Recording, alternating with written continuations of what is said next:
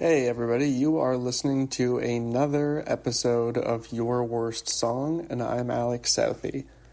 This is, if you haven't heard through social media, the last episode of this season, I'm using air quotes, of the show. The first season, I guess it will be. I'm going to take a break for about a month. This should be up very early August, and therefore early September is when I plan on returning. Get into a fall vibe, that whole thing. And it'll just give me a breather. I've started a new job in the last month and a bit, and I had some episodes banked, so that was easy to sort of figure out what I was going to do, but I just need a little bit of time, to let everything else settle. But I've really enjoyed this season so far, and I think it's fitting that, or the show so far, and I think it's fitting that to end this season, I have members of Waxlimbs on. One word. Particularly, I have Lex and Liv. I'm closer to Liv. She comes to my open mic pretty often, and yeah, we've known each other for a while, since she actually did a series. I can't remember the exact name, but it's something like Toronto Interviews Toronto or Toronto Plays Toronto, where basically she had acquaintances of hers that she knew in the music community, or even people she just knew through this, I guess, play another Toronto artist's song, which was a great idea for a series, and I think did well, and obviously brought the community enough together that I think of it still. I think of it still when I'm thinking of this podcast. Sometimes it's sort of a lighthouse. And anyway, it was great to talk to them. It was in Liv's backyard. We were served juice and cherries, great cherries. I sound like Trump. Great cherries, the best cherries. And I regret bringing up Trump. Anyway, fun episode, fun interview. I kind of asked them everything that I'd always wanted to since I've been a fan, since I heard about them for the last few years. They're just one of the best live bands. They're aggressive and hard, and they play sort of, it wouldn't be right to call it hard rock or heavy rock because it conjures the wrong thing. You're going to think like Judas Priest. It's more like somewhere on the edge of alternative or experimental rock where that meets metal, with this, for lack of a better word, sort of flair for melodramatic storytelling in the best way. A little bit to me, though I haven't run this reference by them, but a little bit to me for example, the best of Melancholy and the Infinite Sadness, the Smashing Pumpkins record. It's that kind of thing. Billy Corgan was capable of creating these heights of drama despite the songs just kind of being guitar songs at their roots. Anyway, Mabel just jumped off of me. She's tired of my intro, and I've probably been speaking long enough anyway. I hope you enjoy this chat. I hope you enjoy the season, and go back and listen to some of the early ones. They're pretty goofy. Doesn't mean good. It means goofy. But somewhat entertaining, and maybe you'll find an artist you like. All right, I am Alex Southey, and you are listening to Your Worst.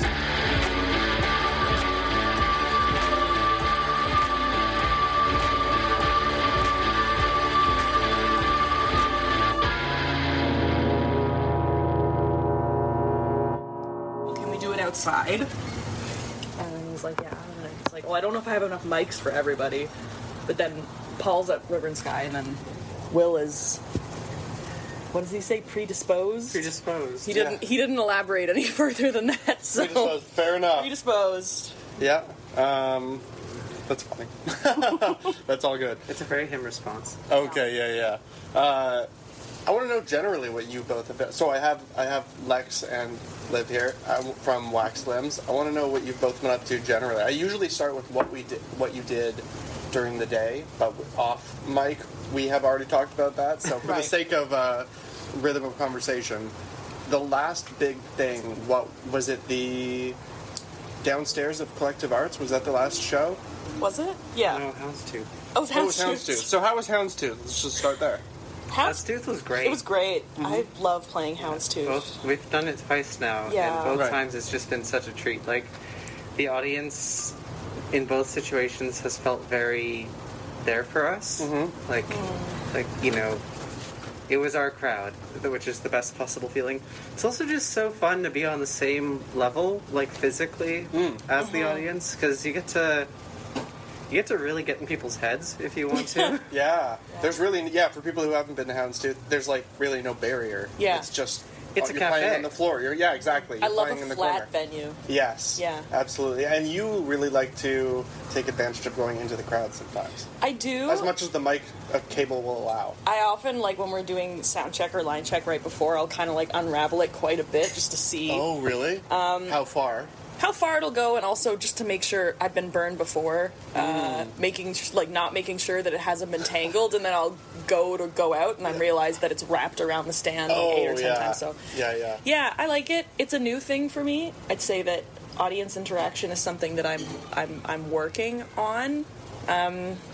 You know, That's so interesting to me that you told me that earlier. I think that you're working on. You have like a few things you're working on specifically, Yeah. but it's interesting that you are, because to me you seem like a natural front person. I grew up in the theater world, like specifically the music theater world. So there's a difference, I think. Putting yourself out there in the music theater world is a very different sensation than going into the audience as a front person for what can only be described as, like, very basically like a rock band, I suppose. It's a very different type of audience interaction.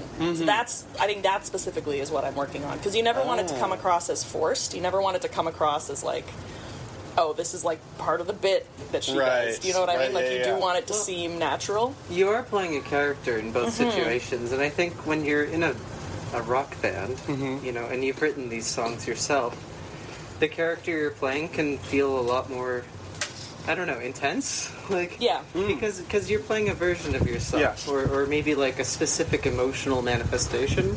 Yeah. So I think there's like something kind of, it's vulnerable in a different way, right?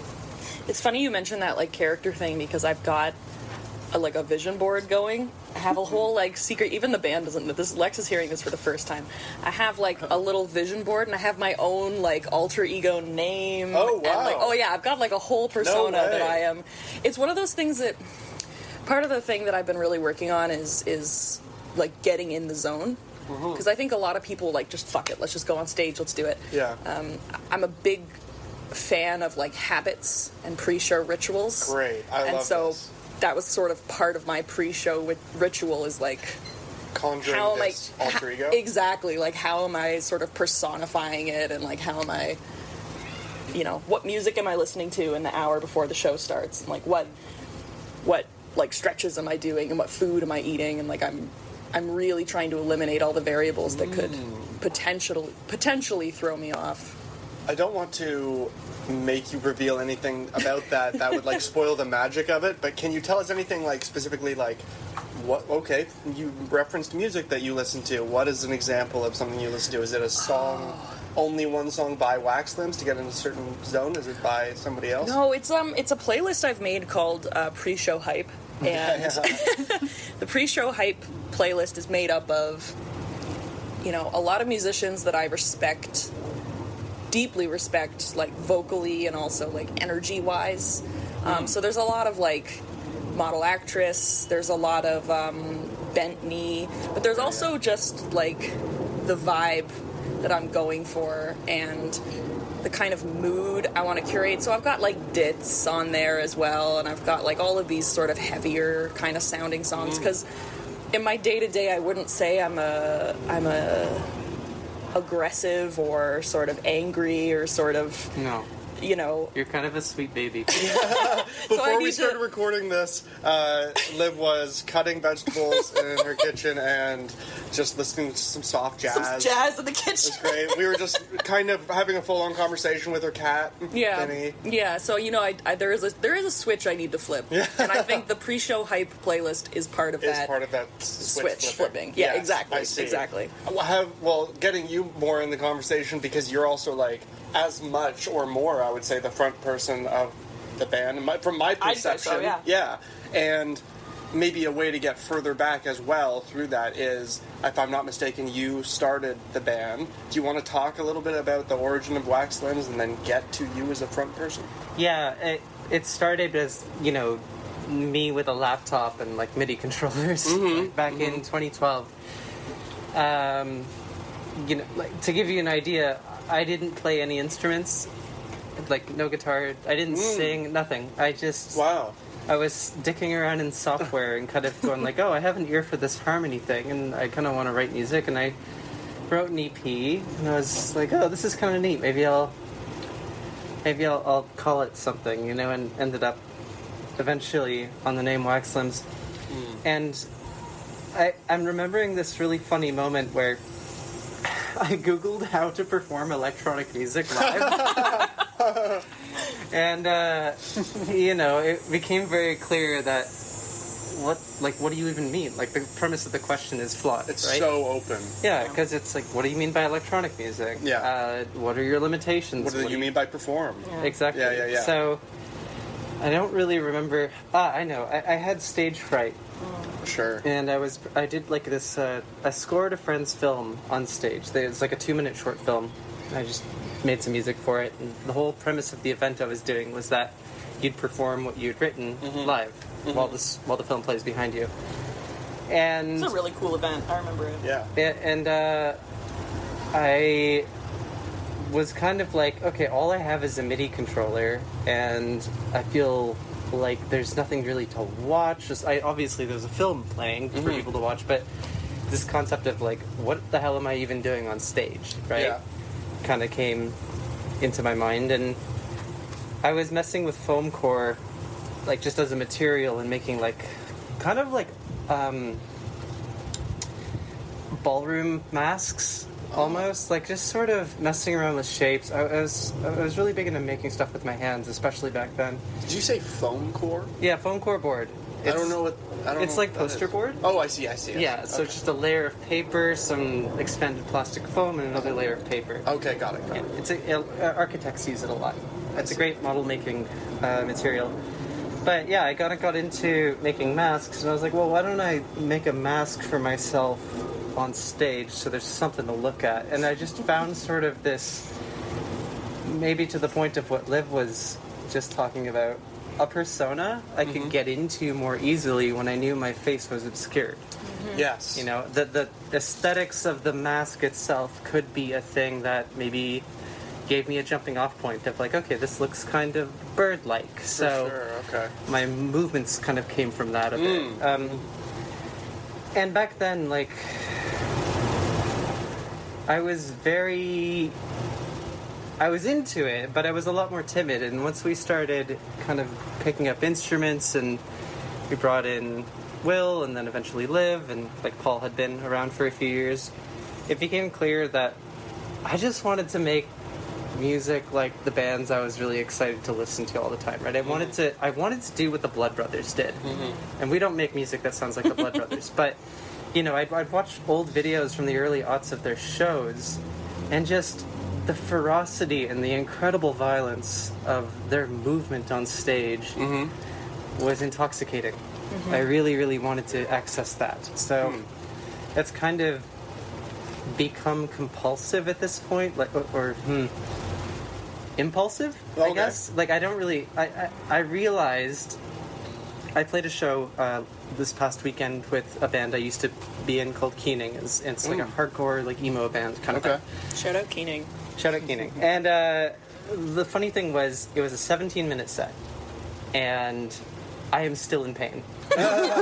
This is like 4 or 5 days later. You're always in pain after Keening shows. Well, that's the problem, right? It's like, what I'm saying is, I've kind of realized the stage persona I have is so kinetically aggressive that I need to find a middle ground, because I don't think about what I'm doing. I move. I'm like, I'm playing these notes, and that makes me feel like I want to throw my head back really hard, and then next thing you know, I have neck strain. Your stage persona is writing checks that your body cannot cash. Yeah, it, like, being in my 30s now is kind of teaching me that. So But it's smart to do it that way because it's a little bit like you said about how you don't want it to come off as so rehearsed. Yeah. And it seems like you're still you're doing all of these things regularly throughout the set, but they're coming from inspiration being the music that you're playing. Yeah, it's just channeling sort of the excitement and the adrenaline. And I think for me, it's going forward, I'm realizing I'm going to have to learn to hold back. Just in order to keep doing this without hurting myself. Because it's funny, the first Keening show I played, I tore some tissue around my rotator cuff. Jeez. And this is the last Keening show I played, and I'm like, fuck, I felt the injury kind of come back a little bit. And I was like, okay. So with Waxlimbs, it's obviously not as aggressive. Just the music itself isn't as thrashy. And as a result, I don't find myself in as much pain afterwards. But there is definitely this thing where I'm like, what? Who am I on stage, right? It does do something to you to put that mask on, and I say you as in all of us. Like it really, The royal you. the royal us. Yeah. It's sort of, you put it on and you kind of just black out a little bit. You know, Yeah. it's like, okay, this is just kind of bouncing back onto that point of how do you get in the zone. Yeah. Like the mask is the final part of that. You know, sure. after you've had that time to, you know, breathe and stretch and do your warm-ups and listen to the hype music, then you put that mask on and it's like, okay, everything past this is just what's gonna be. Yeah, It's kind of a nice feeling, actually. Well, it's like you're not responsible for how you look in that moment, is how it feels to me. You're kind of just letting something possess you. And that's like a big theme for me, I think, with this band, is sort of acting as a channel for something else, whether it's in a songwriting capacity or in a performance capacity. Okay.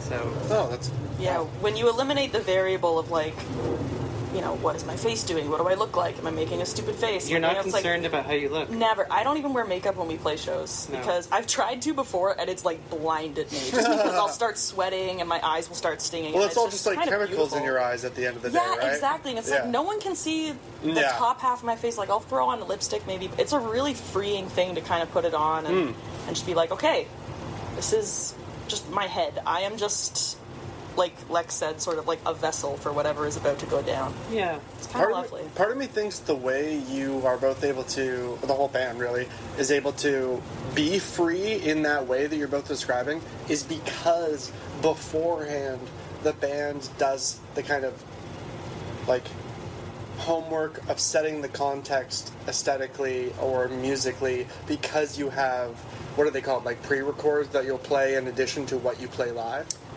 Oh, Or you are they mean like the little, tracks? yeah, tracks The is tracks basically that we what play, I yeah. mean. Just the fact that you are one of those bands that puts that attention to detail into it. You're walking into a scene you've set. Be free within the it. soundscapes. Yes, Yeah, the yeah. soundscapes. Yeah, exactly. Yeah, it really helps to kind of also warm up the audience, right? Yes, exactly. Yeah. It That's says, true. okay, this is we're getting out of like house band, rock band mode. Yes. Where something weird is happening. Yes. Which the fog definitely. machine is on. And you're all part of it. Yeah, That's the big and it has that effect. I And the would say. doors are locked and you can't leave. Lex, I feel like you blew past one part of your like artistic progression that I usually like to make a meal out of. Sure. Which is you were nervous to perform. You were only doing stuff on a laptop. You weren't even playing actual instruments. And then you were like, in the next sentence you said, and I made an EP, and da-da-da. Yeah. So how does that happen? Like, yeah, I understand that there are people who have never picked up an instrument, but do have a mind for, like you said, pairing harmonies or whatever, but they never go further than that. How does it... I know it begins by manifesting on your laptop, but there's still a million directions you can go from that point once you get into the physical instrument world. Like, how did I end up with an EP? Like, I guess that, but also, I mean, you now play an instrument or multiple instruments surrounding Waxlimbs, so just like, how do you get to that point? well, I got bored. Okay, Honestly, that's a it very was real like, answer. Like, I think performing electronic music is fun, and I do it in different capacities now than I used to. Mm-hmm. Like, I like modular synthesis and things, but it's just, I really wanted to do the thing I was inspired by. So it was actually your brother Yeah. gave me his first bass. Yeah. Oh, wow. We still have that bass. It's like a studio jam bass. It's in Paul's place, I It's think. a bit of a beater, but Yeah. it was nice. Like, I had the instrument. I didn't need to go, I'm going to play bass and then go buy something and hope it worked out. Like, it was just there. Yeah. And there was, like, some pawn shop distortion pedals in the story, and, like, I didn't know how to play. Yeah. I didn't take lessons. I didn't know anything. I was just going totally by ear. But because I had been making electronic music for so long, I knew how to record myself. I knew how to make multi-track recordings, and the studio was my instrument. And that's so often the opposite of most people's problem, I would say. They like come to it where they're like, I can play guitar, but I have no idea how to translate it onto a laptop. Yeah, I came from the other direction. Yeah. It's computers to instruments, and now it's kind of a funny reversal of that whole paradigm. Is I'm kind of going like, I need to reconnect with electronic music because I've been doing like heavy guitar music for so long. Yeah. Huh. Well, let's talk a little bit about that. Like, have you taken any direct steps to do that? Yeah. I have a project called Voidfems, and it was about a year ago, I put out an EP called All Fours, and the whole thing was, Waxlimbs is a big machine, right? Like, there's 4 people, everyone's got to have their say. The songs, like, we really want to do good work, and, you know, we're all very serious about what it is we're saying. So, as a result, our process can take a while, and it requires, like, a lot of decisions and checks and balances and things like that. Yeah. And, you know, we're not often hitting that electronic kind of spot that I kind of want to. But it's not hard to imagine. You're making music where it's not hard to imagine, I would say. Yeah, no. Of course, like there's electronic elements, but you know, sometimes I'm like, I just want like a really heavy like 909 or something. Right? Oh, I see. And it wouldn't be appropriate in the context of one of our records. So I was kind of coming at it from this whole perspective of like, I need to have fun making my own music again, and just be beholden to only my emotions. Like, I want to make music that at no point am I bored of in the process. Oh, that's tough. And when I release it, I want to still like it. So it has to be fast. Yeah. The whole thing was make as much stuff as quickly as possible, and then once you have a handful of tracks, pick your favorites, wrap them all up in one day, and then make some artwork on the fly and release it. Like no fanfare, nothing. Yeah. The whole point was just, I want to enjoy the process, because if you lose track of that, it can very easily turn into, what am I even doing? Absolutely. And I'm not saying that that's how Waxlimbs is. I think we've gone through a couple different eras of like rediscovering what it is we're doing.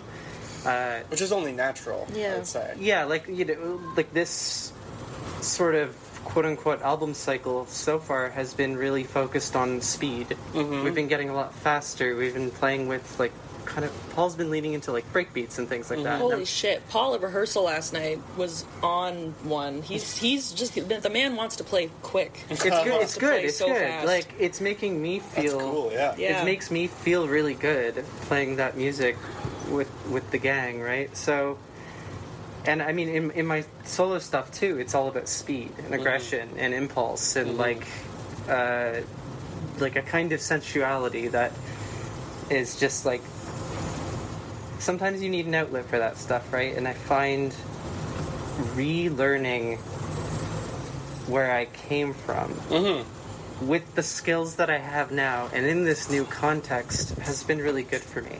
Yeah, well, it's like you wouldn't know how to get the most out of this new way of just going like, okay, I'm going to do it really fast. Like, had you not done it the first way a few times, you wouldn't know that, okay, the enthusiasm can go away quickly. It can hit a drought here, and here. Like, that's how it takes time to figure out what you would need to do a sit down and bang out a project and just put it out kind of thing. Yeah, you're trying to catch lightning in a bottle. Exactly. Every time. And sometimes you just, like, you can get back on the same creative wavelength you were on, like, a month before, but it's always going to feel like the cousin of the one before. Yeah. It's not going to be exactly that. But if you capture something, like, in a weekend, you can kind of be in it.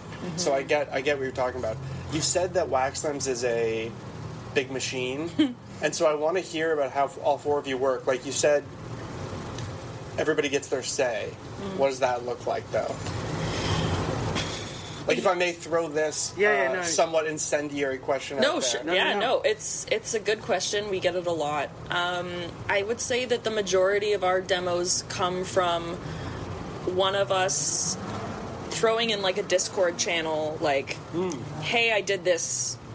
What do we think about it? Usually we don't even say that. We just say, hey, I wrote this. And then we'll attach lyrics of, like, we're never like, I want to turn this into a song. It's usually just, we let it sit, we let it marinate. If other people jump on it and they say, I really like this, usually what will happen is, like, let's say if I put something in the Discord channel, usually Lex doesn't even ask. She'll just 10 minutes later be like, oh, I wrote a bass part for it, here it is. And then all of a sudden we've got another element, and then Paul might take it and go, oh yeah, I can kind of hear this under it, and and it really just snowballs. And I think we just kind of let the songs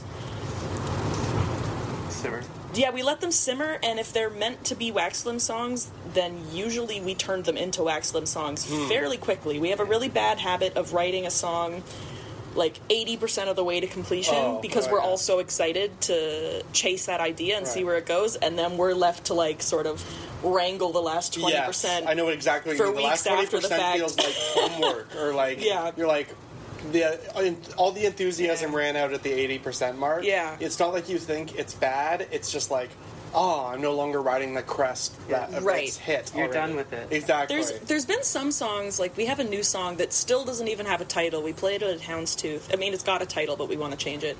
Okay. And that kind of spun out very, very quickly. Like, it was a day. We wrote it at rehearsal. We wrote it at rehearsal. I was at home.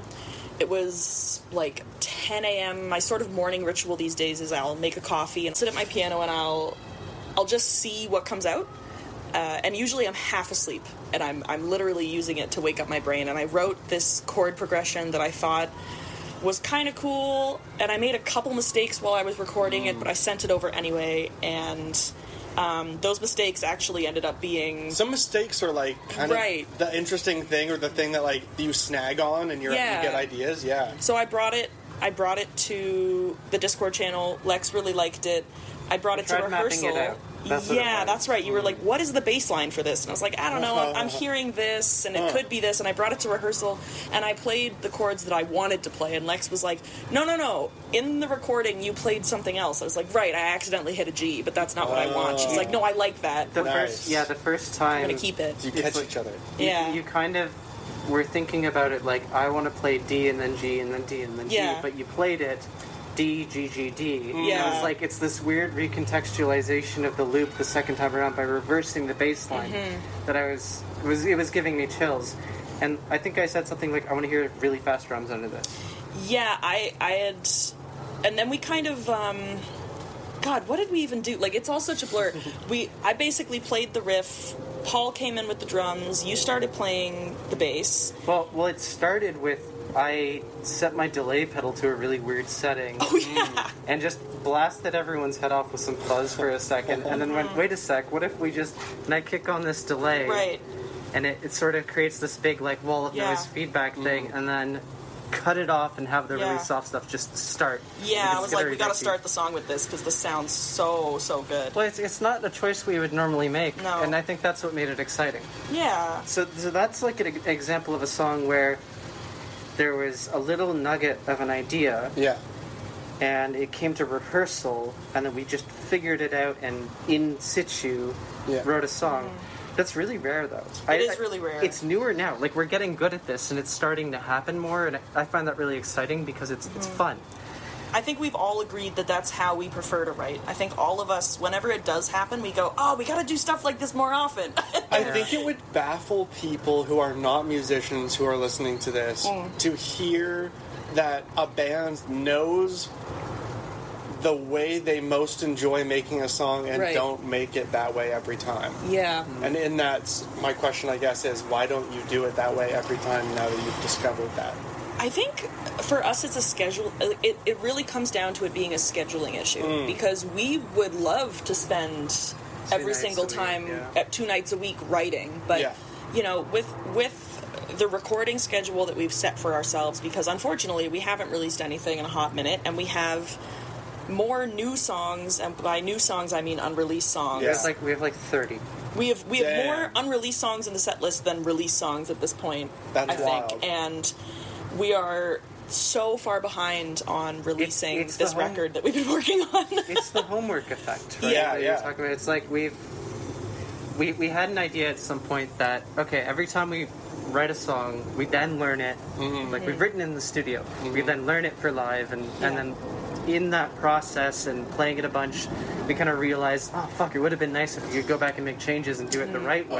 Yeah. And then- now you do have that luxury, or you keep affording yourself that luxury, so It's- you never finish. We Yeah. make sure that we play a song at least a few times live before we commit it to tape, proverbially And that's speaking. been something that I think we've all really enjoyed because it definitely changes the song. I'm sure, yeah. It does have that problem, though, of like, okay, this new song, Across the Coals, not the one we were just talking about, but Okay. it's I think I wrote the first demo in 2021. Yeah. It was a Wow, fully yeah. produced thing, and then I went, I actually don't really like this. Okay. A couple of years go by, we sort of, you and I are butting heads about it, and then Yeah. eventually you're like, we're finishing this song. I love resurrecting things from the graveyard. Yeah. It's my favorite thing. I'm like, no, this demo from 9 years ago needs to come out now, Yeah. actually. and so we kind of gave it that treatment of like, the studio version is missing something. I think it's structural, and the best way to figure out structural stuff for us has been play it live, because we'll all go, wait, no, what if we just loop this twice, you know, as opposed to just passing over it quickly. And so we're in that mode now where we can play that song with our eyes closed, and we know how we feel about it, and we're in the recording process, and it just feels, it's so tiring. Awful. But can you see a light at the end of the tunnel, though? Kind of, yeah. It's the vocals, like, It's like, me. Okay. you know, It's so me. we've got the drums, we've got the bass, and we've got most of the guitars, and so it's there, and we're just like, Yeah. So what's the thing that's left? well, it's like, of course the vocals, but the other thing is all the ear candy that you get yeah. out of a studio. Which you're a band that absolutely... We love our ear Yeah, candy. yeah, We do. exactly. And so at the moment, it feels very broad strokes. Like, okay, record guitars, check. Record drums, I know check. what you mean. Yeah, and so once we get into that sort of play, like getting weird with it aspect where the studio becomes like the toy, The toy, in question, then I think I will feel excited about this song again. That is always, like, maybe even the most fun part of the process, in my personal opinion. Yeah. It's like, the most of it is done, now I just get to, like, decorate it with all this stuff. Exactly, yeah. We are blessed with an overabundance of demos. Like we had to. I'm looking at it right now. We had to make a Trello for A Trello system Oh my for all God, of the that's- songs we've got. Well, we were losing track We of them. We were like, oh, that demo that you wrote from 2 years ago. Oh, what one? The guitar that goes, "Bleh," or the drums that go, "Bleh," and we just had no system. Yeah. So we had to rate this Trello. I We've used got- that at a terrible business-like job that I had. We must have 30. Yeah, there must be 30 demos in here. Like, it's Yeah. a Kanban It's board, huge. and we could use anything. I think it was just, I really didn't want to handle it, right? 'Cause Yeah. I've kind of been the one who pushes, I think, this technology that we use on the back end of the band, so to speak. And Will does a lot of project coordinating work in his day jobs. There you go, yeah. And so he kind of lit up Yeah. about this. I was know like, the perfect... Yeah. Yeah, and I was like, It's great, great. Trello? Okay, Yeah. I know how Do to it. use it, but you know what? You're in charge of this. It's and good to have somebody in charge of it. Yeah. Yeah, Yeah, it okay. was nice just to be like, you build the system, I will use it. I will Yes. use it the way you want. But I want you to be in charge of it so that I'm not the only person using it. Yes, you know, like that's kind totally, of the feeling. Totally. I think we fooled the public at large into thinking that we were an efficient, well-oiled machines when That is the way it seems. when we released the Seems. 12 singles in 12 months thing. Which is what the next thing I wanted to ask I about, think yeah. I think everyone was like, "Oh wow, they're doing 12 songs. They must Yes. have it really. We don't have it together. We're really." We were panicking. There were tears. Oh wow, it was a long slog. I think by harsh month words were 10. exchanged. Oh, Yeah, no. by month 10, we were just like, why did we do this? And I'm really glad we did. Like, pushing Yeah. through that, I think once we got over that sort of third last single, or second last single, whichever one it was, It was the 9th or the 12th. That was really like, Yeah. we need to wrap this up. yeah, we need to just get it done. And once we got over that hump, though, the last few were actually quite lovely, or at least in my memory. I don't know, but What, Well, yeah, because I was going to ask about that because you were just saying, like, oh no, you haven't put out new music in a while. You've got all these songs backed up. But yes, you had this incredibly, like, productive year with a task you set for yourselves, which is roughly one new song per month, so 12 songs. It started as 2 songs a month. Two songs a month. Did Wow. Crazy. We did those 2 songs and went, oh holy shit. let's make it a little more. Damn. It was bonkers lenient. because we did have a backlog of demos to draw on for the 3 of first. Yeah, we did have the first ones already written, and then we realized, okay, now we have to write and record and produce and release a Yeah. song every month. So that was a whole other level. Well, it started kind of with looking at the pile of what we had and going, I bet you we could finish this, and I bet you we could make it really good and get excited about it. And it was all about trying to capture momentum because, like I said, everybody has their piece, you know, with each of those songs. Whether it's somebody writing 90% of it and the last 10% we all come together and join forces, or if it's just truly a 25% split. It was all kind of, it didn't matter. We all had to be excited about it because if someone wasn't, then it wouldn't get finished. Like, you know, like everybody had to have their mark on each song. Right. And I think I think each one of us has something we wish we had done differently in those. Oh, yeah. But just for the sake of getting it out, for the sake of, you know, it was during the first set of lockdowns where we were thinking, okay, if we don't release something and we don't play for the next 2 years, We'll come out we'll of... disappear. Yeah. Which is like a sad... Yeah. That's like the nature of media, capital M, but also it's the nature of being a band now in social media. Absolutely. It sucks, but that is like the reality. The river of slush is quick. Yeah, it sucks, and it did also work. Like, it worked really well. That was going to be my next question, is how well did it work? People, by month 4 or 5, they were like, oh, you're really doing something here. Right. This is... It wasn't just that. There were a few things. Like, the momentum was the main, like, engine of the train. Yeah. And the tracks were TikTok. We were on TikTok at a time when TikTok was giving out free growth to incentivize people to come join the platform. And we didn't, like, blow up or anything. Right. But the effect that this had was we had a lot of stuff to post. We had new music that people could get excited about, so they wanted to follow us.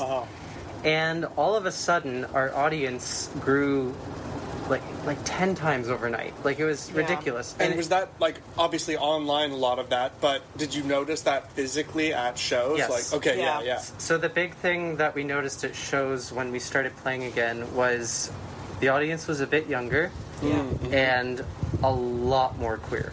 Yes. Oh, Big time. Because pre-pandemic, we were very... we'd play gigs, and it was like a lot of... mostly men in the audience.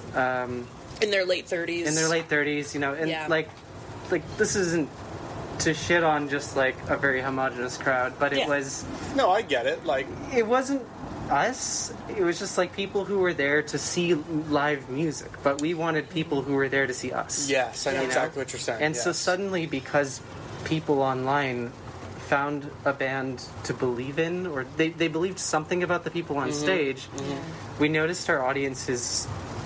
I don't know, they knew the words to some of the songs for the first time. That must be rewarding. Yeah. Even before that, we were having these moments of, hey, did you see that person in the crowd? Do you know them? Do you know them? Are they friends of yours? That's satisfying, Did you right? invite them? And then it was like, oh, they're just literally here to see us, and they're a stranger. Drawn by your music. Yeah, yes. that was wild. a really cool feeling. And then, the first time I heard someone singing along in the crowd, the first time I saw someone singing along in the crowd, I nearly fainted right there on stage. It was really lovely.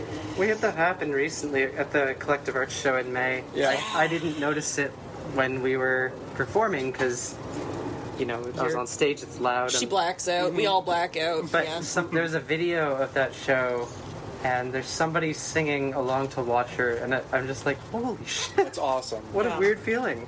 That is... But weird positive, right?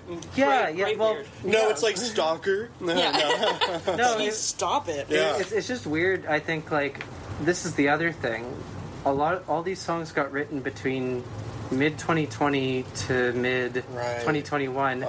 It is now 4 years later, and So, like, people are identifying with your memories. They're not identifying with you, like, now. and I think that song in particular is a very strange one, right? Because it was written as sort of that song is my egg cracking, right? Like that was the big thing. You may need to explain that to people who aren't online. That song was me going. It's like coming into a new version of yourself. That's what I can imagine. Well, it was me figuring out I was trans, right? I didn't have the words for it at the time, but when I was writing that song, I was like, something's wrong, and if I don't figure this out, I'm going to die. Okay. And it connected with people, and for me, that song is really important because it's one of the tunes where I think I figured out what I wanted to do creatively with the band from a lyrical standpoint. I was like, okay, I want to explore this thing, this feeling of like mutation and change and undergoing something, being swept away by a current that you have no control over and you don't know where you'll end up, but hopefully it's better than here. And I think like now people will talk to me about that song in particular and go like, oh, that's really important to me. And it's always other trans people, right? And I'm always like, holy shit. Like, I was very unhappy when I wrote that, right? And when people talk about that song being, say, helpful or, you know, maybe just relevant to their own experiences, I'm like, oh, I hope you're okay. You know? It's ultimately like, I think, a bit of a joyous expression of self, but it has a lot of stuff attached to it, and I'm a little wary when people talk about that tune, like with me, just because there's a lot of expectations that can get mixed up in there, right? I see. Yes, I see what you're saying. Yeah. But overall, that's just the responsibility that comes with making a good impression, I guess. It's just when you put yourself out there, you know, people will connect with it or they won't. Exactly. Or you're open to all sorts of misinterpretations. It's not as well. Yeah, I'm not afraid of being misinterpreted. I think with music from 4 years ago, it's this wild thing where when you're singing this song, I'm kind of just singing a song, right? Yeah, right. Whereas other people are here having an experience or hearing an experience. Yeah, they might be connecting to the vocal performance. They might be connecting to, you know, just where they were at the time when they first heard it. Like this is all good stuff. It's very exciting. It's just it's a trip, you know? Like there's a whole cocktail of emotions, I think, with this kind of stuff. And that never happened before we started doing that series. Oh, like we would just be a local rock band. Yeah. Well, and tying it back to like it reaching specifically like the queer niche on TikTok, is it partially because you were upfront about a lot of that aspect, either your band or your artistic identity, or however you want to phrase it? Well, I think we were trying to sort of open up a bit and be like, hey, we're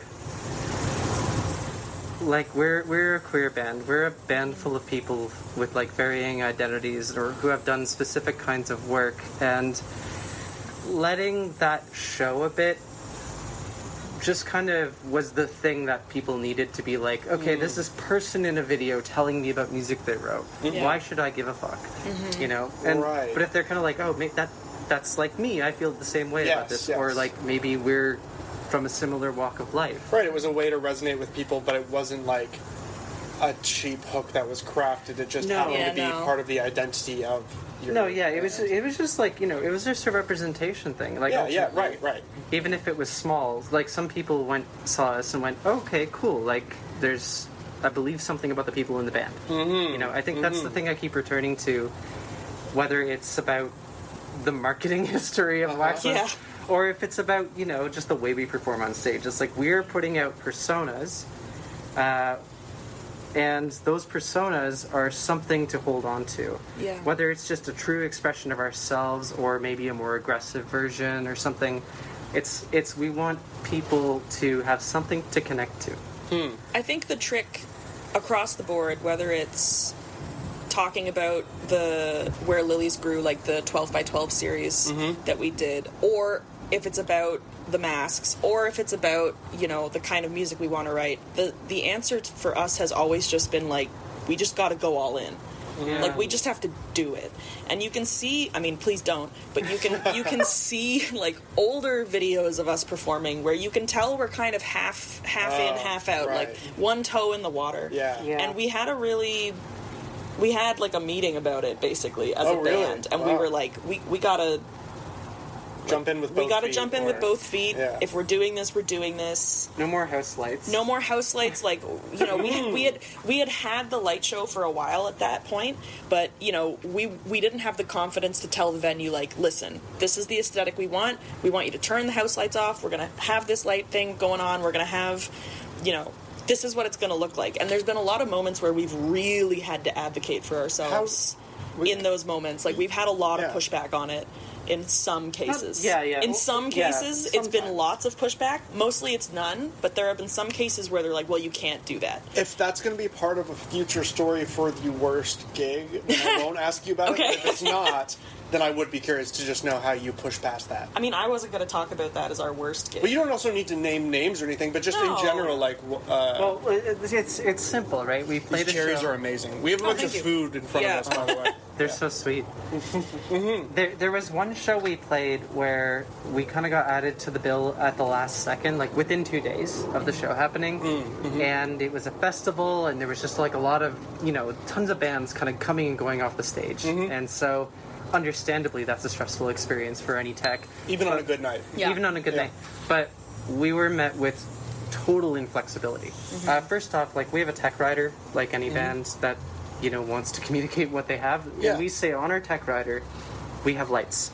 It's a lighting rig, it folds up, we put it behind the drums, and it's out of the way. All we need is a power outlet. So it's not even that big? It takes... Because your light show is, like, notable is the word I would use. Like, I walked away going like, oh, okay, they put work into it. I remember it compared to other just general. So it's just something you can, like, literally fold up. It's incredibly easy to set up and tear down, and we make it super, super clear. And but in this particular situation, it was just, no, you can't have that on stage. Damn. Like, you know, we're trying to negotiate with every venue and, like, tech that we come across, and most, like 99% of the time, will want to help you. They're so on board. They're excited for the extra mile or whatever. But this is just the kind of situation where we're met with a person very under stress, and it was really difficult because for me, everyone was kind of like, well, we can't have the lights, that sucks. I was like ready to walk out. I was like, we do not play without these, and we did, and I regret it. Like, I do too. It's just the moment you take away the world that we're building on a stage, you kind of lose something important. Like, it's like taking the set out of a really elaborate play. You know? You're just like, it can still be great. The actors can do amazing jobs. No, I understand what you mean. So for me, it was very important that we go, okay, from now on, we're going to make sure ahead of time that, like, everyone knows that we have this. Because the other problem is often you'll send a tech rider and people won't read it. Right. I'm sure you've been through this. Yes. And it's just like, how many DIs do you need is the first question we get asked. It's like, well, it's on there. So, and for the most part, I don't think that's malice. I think it's just laziness. No. Well, it's not even laziness. It's just like, you know, you're subbing in for someone. You show up at the show, and you've got four bands who are all going, did you get my tech rider? And you're like, no, absolutely not. You also see us on the bill, and you're like, okay, it's a rock band, and then you realize right. Oh, this is a little slightly different project than usual, actually. The keyboardist also has a guitar. I should have read the tech rider. Like, that's kind of... It's all one word? Yes, it's all one word. Something I notice all the time.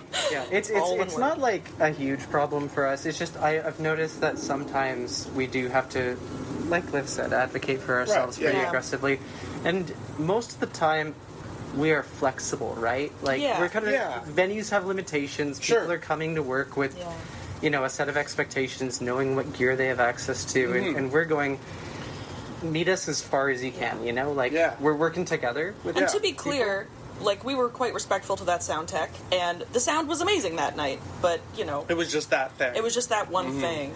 It's just... I still think about it. Vengeance crossed the face not vengeance. It just taught us something, It was good, it could have been great, you know? Yeah. I see.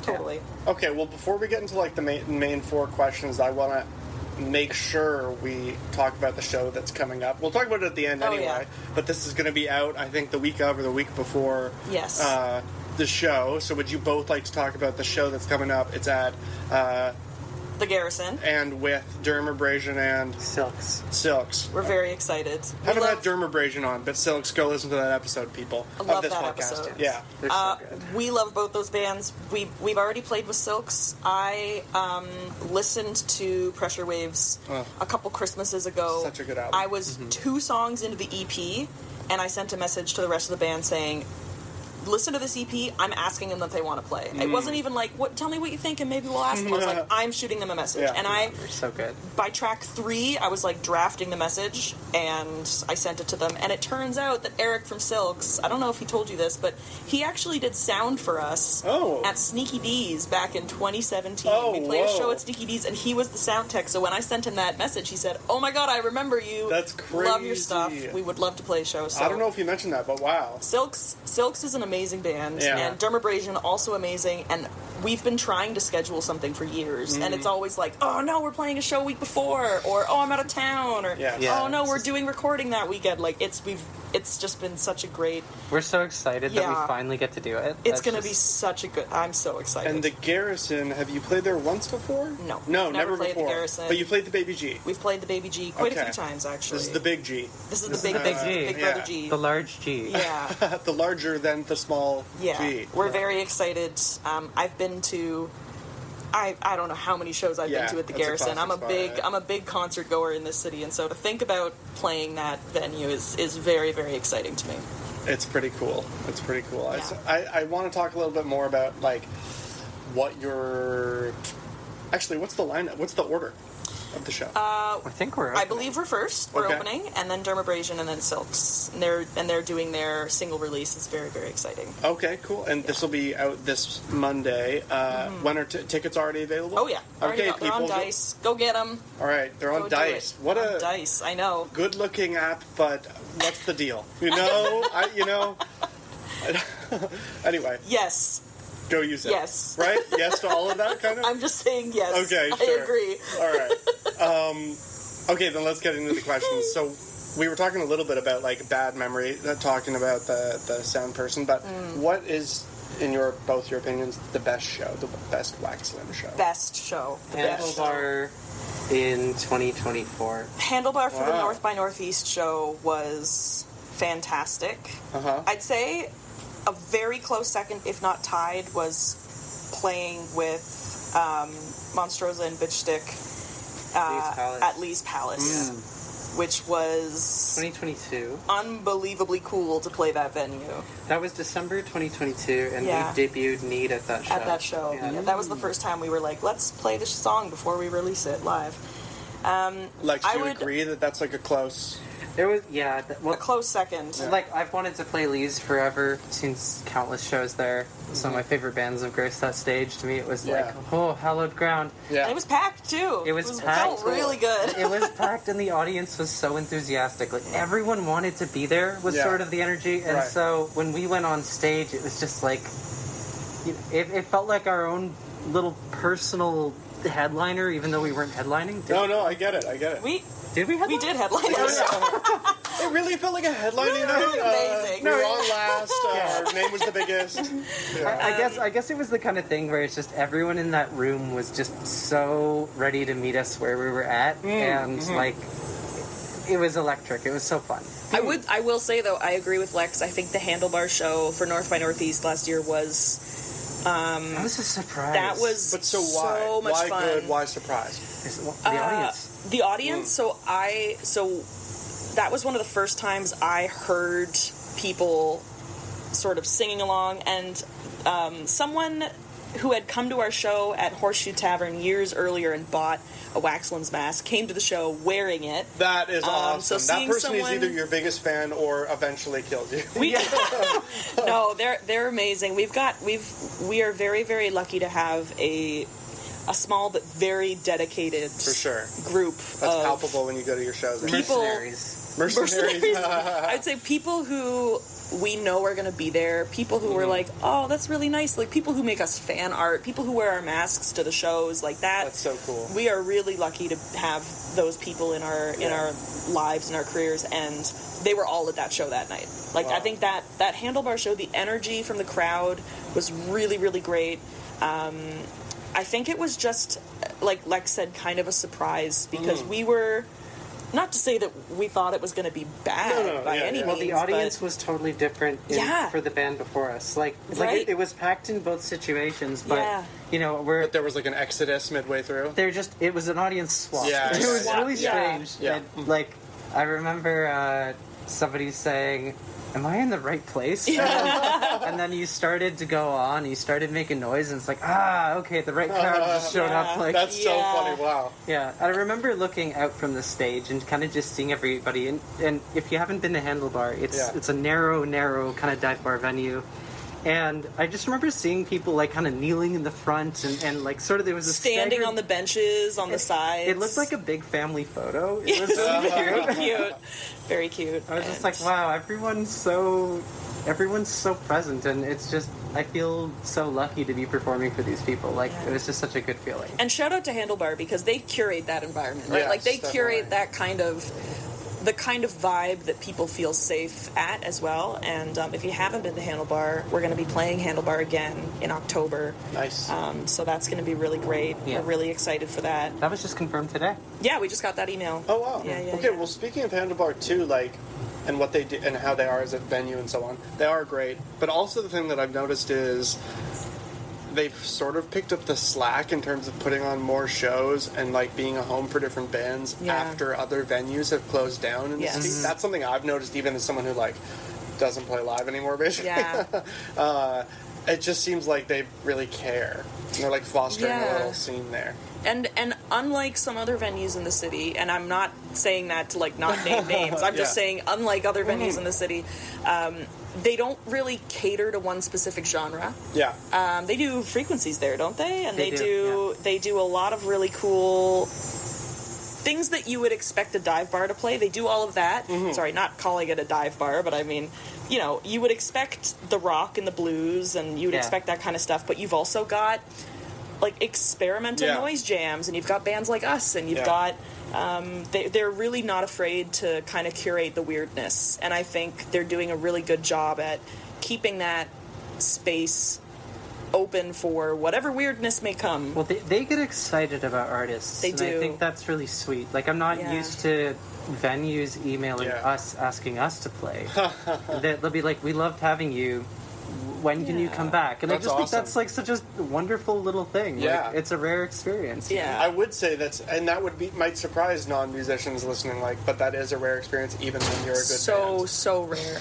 Yeah, like most venues will be like, confirmed, pay us $300 for the room. Yeah, people are running a business, right? Yeah, it's and I just think kinda- it's just like getting the personality from that business and just the enthusiasm and ultimately the support is just so. It's just really wonderful. You know, Definitely. it makes us feel really welcome in our own city, and having spaces like that is it's great. So October. So important. Okay. Yeah, October. People remember that one. Yeah. Well, okay, let's get into the worst show then. Do you have an answer worked out? I have an answer in terms of... Or like head and my question actually is more like, is there an obvious answer? Like, will you both more likely agree on the same one? You go first. I was thinking about the time we played the Army, Navy, and Air Force bar in Guelph. That was great. That was a fun show. Okay, so this is what I was. It was a caveat. It was only the worst show in terms of like attendance, and I think every band is going to play to an empty room at some point in their life. The only other people in that room were the people who were already sitting there and probably were not even aware a show was going on, and the other bands. But that was a really fun show. We fucking killed it. We had a great time. I think we opted to forego like the masks and the lights and everything. We just were like, there's 6 people here. We just had a really good time. But you know what's so funny is I got the band got a DM from somebody who was at that show. And they had come to that Handlebar show, that North by Northeast show that we said is our best show. And so they went to both of those shows. So they got the full spectrum of our best and worst gig. And they remembered really enjoying the Guelph show enough to come to Toronto to watch us play Handlebar. So clearly, I really enjoyed the Guelph show. Clearly, it wasn't our worst show. I just remember looking out and being like, I mean, that's tough. For there's sure. nobody here. That's fine. Let's just have fun with it. That has been some people's answers. Like they got somewhere and they were excited because it's an interesting choice. Like it sounds like yours was, and then nobody shows up, and that does suck. That's fine. It's almost sometimes more embarrassing playing for the other band that's set to go on. Yeah. If you didn't have to play in front of anybody sometimes. And then, okay, so what was your answer? Yeah. Basement of the Smiling Buddha in 2016. Okay, go for it. Right. Take us away. This is pre my joining the band. I know this story. Yeah. Well, Fleetwood Mac first iteration before Steve Nicks. And, I don't know if I don't know which story because we played that twice. There were two shows in that basement that we did. The first was it was just Paul and I. It was sort of still like a really electronic and there's like bass guitar and some drums. Okay. Sort of a mix. People, that was excellent. That was such a fun show. I'm looking back on it. It was just such a. It was like the first time where I felt like we were kind of getting to some kind of magic. Like it felt really good to be there performing. So it was the first time people were like, "Oh, I cried during your set." And I was like, "Wow, this is so wonderful!" And once again, everyone is here for us, right? Yeah. They're meeting us where we're at. So I was really excited to play there again, and I think 5 people showed up, and they hated us. They fucking hated us. Like, we were not a good band, I think, at that point. Like, we were really figuring it. There were a lot of growing pains. We were really unsure of what we were doing. The music we were playing, But they didn't give you some grace or anything. We had a really hard time. Okay, yeah. It was just, I remember, it's like, the floor down there was always wet. Yeah, this is foreboding. I had forgotten there's going to be like an Ontario thunderstorm. I know the lightning is pretty foreboding. We're in the backyard right now of Liv's place, eating a great spread that she put out, and we'll see what we can wait it out. This tent is waterproof. Okay, then don't worry. All right, continue. Sorry about that. Oh yeah, it's like there were just so many aspects of it. Like the audience was really not excited about us.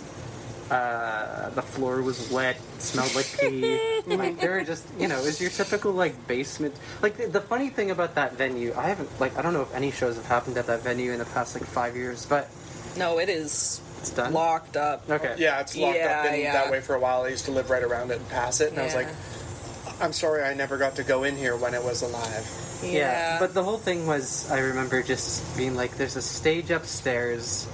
That's perfectly good. We're playing down here, and just there was. Oh yeah. The headliner also pulled out. Oh my god! They were touring, and I think they had car trouble or something. Yeah, it happens. But so it was these 3 support acts. By the way, none of which sounded alike. Like, which is always. We had no business being on that bill. Yeah. So I just remember it was like a struggle. Because let's be real. I've had sets where I felt like everything was going wrong in the past, but it's felt like we're fighting for our lives in a way that feels cathartic, right? Yeah, that was the Baby G show for sure. Yeah, Will's amp fell off his cab. It fell off and exploded, and then I wiped out like really hard once all or twice. of us miscounted one of the really critical turnarounds in one of the songs, and the whole song just collapsed. I think I was at that show. You were at that show. Yeah, hearing Will, what happened to Will, I remember that. Yeah, it was really funny before the show, and I loved playing that show. Like Lex said, it was kind of like we were holding on by the tips of our fingers on the edge of a cliff. Yeah. But I remember before the show I said, oh, we're going to do this TikTok that I found that is like kind of a funny idea, where before the show you say, how many mistakes are you going to make? And you say 0. I remember seeing that on TikTok. And then it cuts to how many mistakes you made, and I, honest to God, feel like that jinxed us. Because we made the most mistakes that we have ever made in our entire careers. Great show. It was so fun. Had a ton of fun. That's awesome. Hilariously bad. Maybe that should have been my Another answer, lesson honestly. learned. That was our worst show, I'd say, technically. But I had a great time. It was a good time. Yeah, a really good time. Okay. Yeah. I feel like we covered that. Yeah. Well. Okay, well, song-wise, I'm curious. Actually, no. Mid question, although I am still concerned about the storm. Any interesting green rooms you guys have been in? Huh. It's okay if they don't have The green an answer. room at Tattoo on Queen Street West, which was no longer a venue, but that was 13. Uh-huh. And What's interesting about it? they had a shower. Oh, wow. They had a couch. There was craft services. This was like a label show back, like a very different era for us. Okay. And I remember being very nervous. They had a full vanity.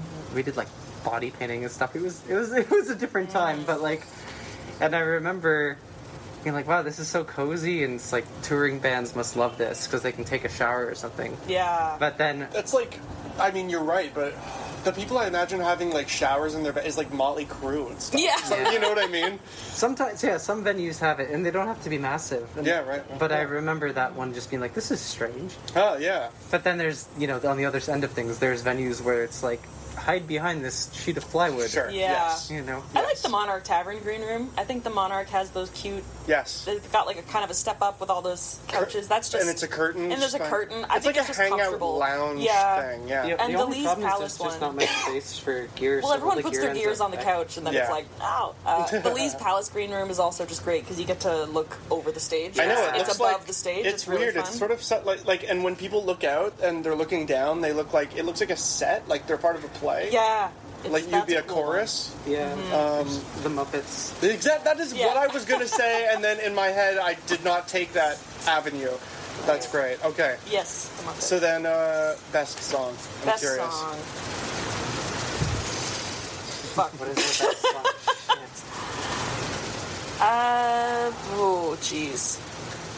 Wow, I didn't prepare for this at all. I forgot about this part of it. Yeah, you have to compliment yourself. Jeez.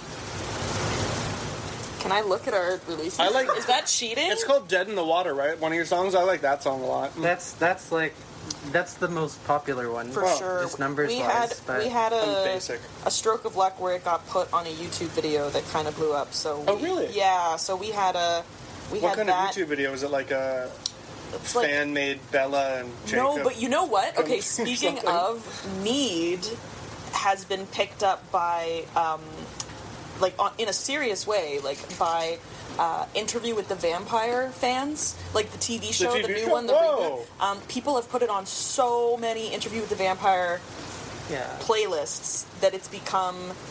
I'm just like, okay, this is just about vampires now, I guess. Get I in don't touch know. with the music supervisor and pitch it based on that. Yeah, seriously. Seriously.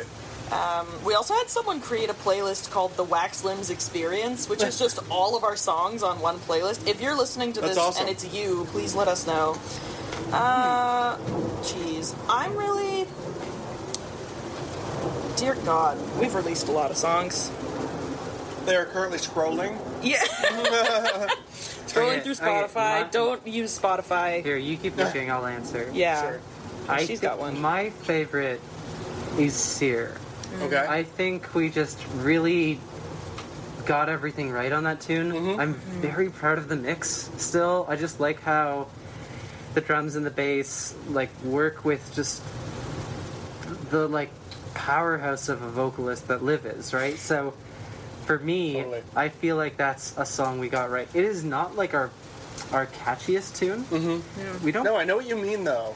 Yeah, like you nailed everything you set out to do with the song. I am very proud of it. Yes, That's yeah. really Will's what it guitar is. solo ripped so hard on that song. I think that's his best solo. It's so good. I think that's Whoop, sorry about that. I finished it.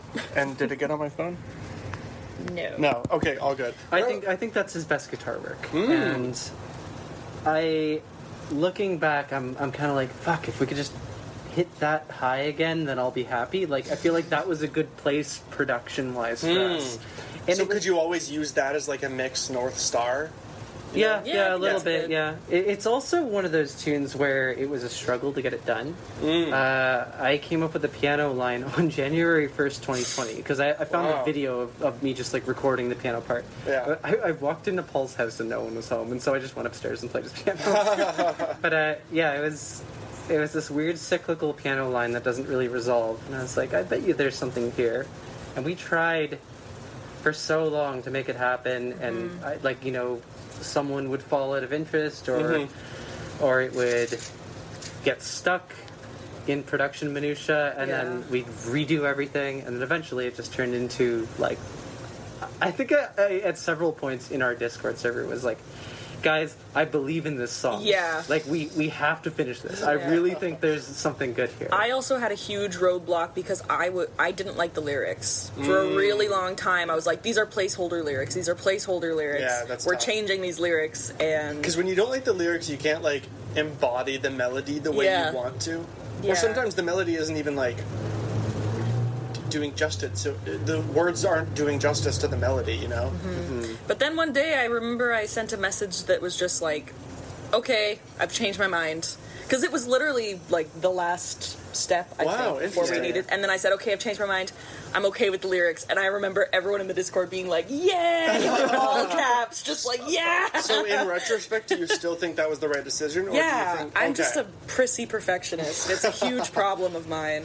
And Okay. I've gotten a lot better at letting go of that kind of stuff. We were also writing very narratively for that tune. Like, we had a story we wanted to tell. Liv was playing a character that we were writing from their perspective. Yeah. So there are real parameters set for the lyrics, unlike if you wanted to go just the somewhat abstract, pretty lyric route. Yeah, there were requirements that we had set that we were making sure we could fulfill. And, you know, at various points, different people didn't feel like we were fulfilling certain aspects of the song. And then just at the end, it just came together. And I think we all got really excited about it. I remember learning how to play it live, because this is one of our studio then live tunes. Yeah, I imagine that would be tough. It was so much fun when we got it right the first time. Like, there's videos of us in our old space, just we nailed the turnaround. Yeah, And we you got just it hear on Liv camera. just start cackling into Like, the mic. woo! I still feel really good when we play that song. Yeah, that's a tricky one to play. It's a deceptively tricky turnaround. I have an answer, by the way. I found one. I think The Stone Inside, for me... Great song. I love that song, and I sometimes I feel bad about the fact that we don't really play it anymore. It's one of those songs that I think doesn't get enough, like, love Focus. and attention. From within the band. I think, honestly, also externally, I think there's a couple of songs that have sort of slipped through the cracks, or maybe they're just songs that I thought would do better than they did. The people have spoken. Exactly, and I think joking. The Stone Inside, I remember, whoa, that was a big lightning flash. The lightning, it's an that's- omen. Yeah. I remember listening to that, like, first bounce that Lex, it was like the first mix that you did. It was, you know, we were about a couple weeks away from sending it in. I had just bought a guitar, and I was writing, like, quote-unquote fancy guitar music for the first time. That's what it was. I think I listened to that demo 100 times. I was so excited. I listened to it in the car when I was driving. It's in 7, but it doesn't feel like it's in 7. Like, it's just one of those tunes that is really bouncy and fun. And That's the way we succeeded, though. What do you mean? Like, it grooves. You know, it doesn't feel off kilter. It does groove. It grooves really hard. It's one of those things where you're like, oh, it feels smooth, but it's in an odd number time signature. And I'm really proud of the vocals melodically. I'm really proud of how, like, the hook comes back over something else and it just fits really nice. Like, I just think... It's a culmination of a lot of good ideas. Yeah, and Paul's drumming on that song is just... Oh, man. In he's general, so the good. musicianship in your band is very high. Oh, thanks. Yes. Thank you. Aw. Well, with that in mind, what is the worst song? Okay, you go I've first. got an answer for this. Oh, fantastic. Okay. In the same vein as The Stone Inside, I think we play it all the time, but it's not one of our more popular songs, is Briar. And I think... What? I think... No. I don't think it's our... Brutus? I think it is our worst song in terms of, like... I think it's the song that we all agree could benefit from a re-record in some way. That's what I mean by it. I don't know. I think... So, okay, why in your opinion? I think we've gotten really, really good at making songs that sound really big and full and Definitely. and we're like Lex, I say we, I mean Lex has gotten really, really good. Like Watcher sounds huge. You know what I mean? It's definitely like part of the musical identity of the band. I think Briar could benefit from that treatment. Yeah. There are other songs that I could have picked, but I think any of the quote-unquote worst song choices that I could have picked all boil down to the same thing. Like, we could do it better justice now, 5 years down the line. Okay, so it's just partially the nature of you've learned more in the next 5 years, and you could apply what you've learned. If we recorded Briar today, I think it would be a very different song. I see. Yeah, it would be more consistent. I think that's really what it is. Yeah. Consistent sonically, like... Yeah, so that's a tune that started as an electronic demo, and you can hear that, like, we kind of figured out guitar recording. I see. Like, guitar recording, like, halfway through the process. I see. It was the first time we had, like, riffs happen. Yes. So it's got, like, the, you know, Baby Gazelle kind of energy about it a little bit. I see, on the wobbly legs a little bit. I see. Yeah, exactly. That said, I love like the weird artifacts of that time. Yeah. Looking back, and I love playing it. It is a beast to sing. Whenever we put it on the set list, I'm like, okay, we can't put that one next to Briar. We can't put that one after Briar. Like, it's a real beast to sing. What's the length of that belt? You figured it out at one point. I did. There's a belt in the middle of the song after, like, the sort of riffs. I think I take a big breath. It's one line, one big belt, and then coming out of that belt, it's like, and then I get to breathe again. And it's like in the middle of a phrase too, so it's not even a full breath. Yeah, yikes. So it is kind of a beast to sing, but I love doing it. That makes it all the more rewarding pulling it off, probably, yeah, right? It's all my music theater training, all my opera training in action. That's a good answer. That's a good answer because you've turned it into, like, I love this song. It's true. No, I'm never going to give you a straight answer. No, fair enough. Yeah. What about you? What do you think our worst song is? We did not discuss this before. No, that's good. I want this. I'm really excited to hear. This is reality podcasting, everybody. I have so many ideas. I could complain about so many songs. Well, here's the thing, right? Like, this band has been through so many iterations that it doesn't feel fair to say this song from 11 years ago because A, we don't play it. B, I'm trying to scrub it from the record and just. So, something that we reasonably could play now that is close enough in sort of this iteration of the band. Ooh, lightning. Yeah, that's a big one there. For Science. Okay. Oh, yeah. And the reason being is hadn't figured out guitars, so they don't sound very good, in my opinion. The production on that tune... Well, just the production on that tune, I think, falls really flat compared to everything we've done since. The other thing that bugs me about that tune is it's just such a canned little idea. There's like a story, there's a character, but it's just so music theater and just melodramatic, and I'm just like, I don't care really about the story we're telling. I don't really care about what we're trying to do emotionally with that tune. It's just hey, Lex has this weird voice that's kind of raspy, and like maybe she's doing this kind of persona or something, and just in retrospect, I do cringe a bit when I see that one circulating on playlists or something. I'm just like, oh no. You know what it got picked up by, actually, when Arcane came out?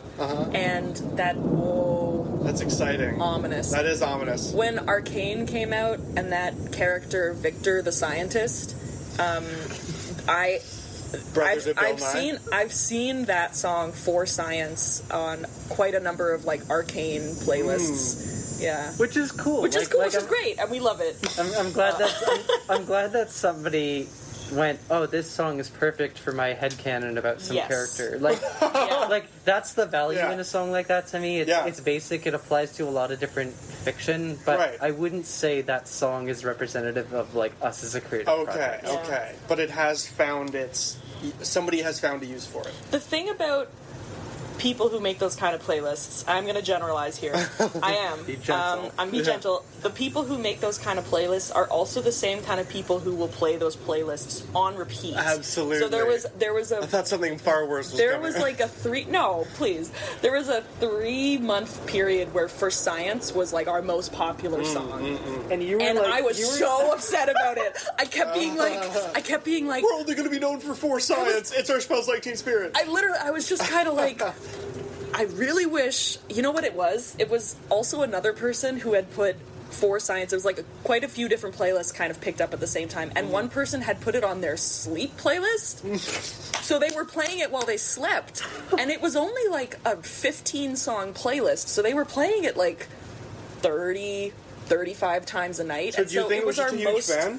I think this person just, and like, you know, I'm happy, I love that they love the music, but they didn't know the amount of turmoil it was causing me. I was like, we can't have this song be our most popular song. We released it. It's like your 8 legacy years is in ago. the hands of this person who's using it for a sleep playlist. Who's just like, oh, I'm sleeping so well. It's like, stop!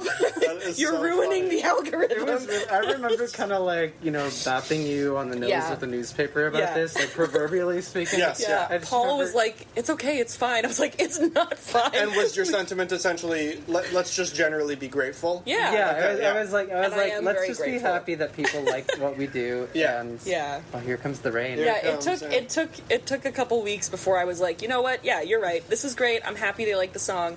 And I don't know. I guess they stopped using that playlist to fall asleep to. But it was that and like another really old song that is not really representative of the project anymore. And so from a media marketing perspective, I was a little heated, but it's fine. So which one should I, if you had to choose one between the two, what do you think should play at the end? Briar. Okay. Only because I like it. But also, Briar. Liv gave really good reasons. Okay, sure. And I think Briar kind of shows a weird mixture of the different eras of the project. You get the electronica stuff, you get the sort of everything in the kitchen sink, in literally there's kitchen sink sounds in there. And you get like the sort of wall of guitars thing that we've kind of embraced more recently. So I think it shows a bit more about us. You know, For Science isn't going to tell you anything about this band. Yes, I see. So I think... I see. Okay. Yeah, something like Briar is going to teach you, this is this band when they don't know what the fuck they're doing. Except it kind of works in places. Yeah. Okay. You're getting a taste. You can have a little metal as a treat. A little sprinkling of metal influence. Yeah, just a touch. Well, I feel like nature's telling us to wrap it up. Yeah, seriously, we're going to rain down here. So will one of you do me the favor of doing the classic, I'm so-and-so, we're Waxlimbs, and this is our worst song? Do you want to do... Okay. I'm Olivia. And I'm Lex. And we're from Waxlimbs, and this is our worst song. All right. Okay, it's either going to cut out there, or maybe I'll say that's the end of season 1. Yeah. Woo.